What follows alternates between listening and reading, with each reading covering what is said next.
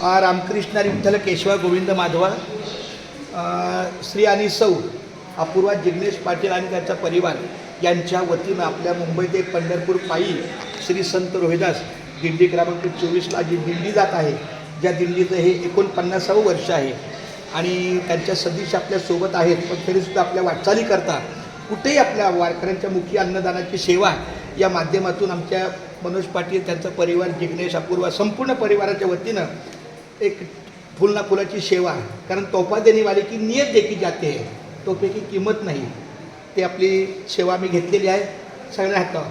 पुंडलिक वरद हरी विठ्ठल श्री ज्ञानदेव तुकाराम पंढरीनाथ भगवान की जय, माऊली ज्ञानेश्वर महाराज की जय, जगद्गुरु संत तुकाराम या आपल्या रकमेचा कुठेही उपयोग अन्नदानात झाला की लगेच आम्ही त्याचा नारळ, प्रत्येक अन्नदानाचा श्रीफळ आणि त्याला म्हणजे अन्नदानाचा संकल्प काही असेल ते जे काही व्यवस्था होईल ती तुमच्यापर्यंत पोचणार आहे. हां, चला एकदा बोला रामकृष्ण रामकृष्ण रामकृष्ण. आणि तुमचा पुढील प्रवास सुखाचा हो. सावकाश जा, सांभाळून जा. 2 तास सावकाश जा, नाही चंपट घे चला तर चांगलं.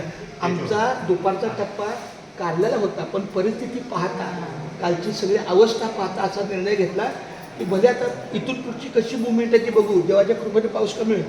मग त्या अन्नदात्यांनाच आम्ही सांगितलं अशी अशी आमची अडचण आहे, तुम्हाला काय करता येईल तेवढे सगळ्या वारकऱ्यांना आम्ही इथं येतो. मग पुरचं गाव काढलं आहे 5 किलोमीटर. हां, मग तिथे आम्ही इथे येऊ, हरकत नाही. तर खूप छान, धन्यवाद माझं बाळ. रामकृष्ण. चला रामकृष्ण. हां, पण पंढरपुरात तू गोकुळ आपल्या पंढरपूरचं काय असतं, इतकी लोकांची क्रिया असते, माझा फोन किंवा नेटवर्क ह्या सगळ्या गोष्टीतून. पण तुम्ही पंढरपूरला कुठे असता?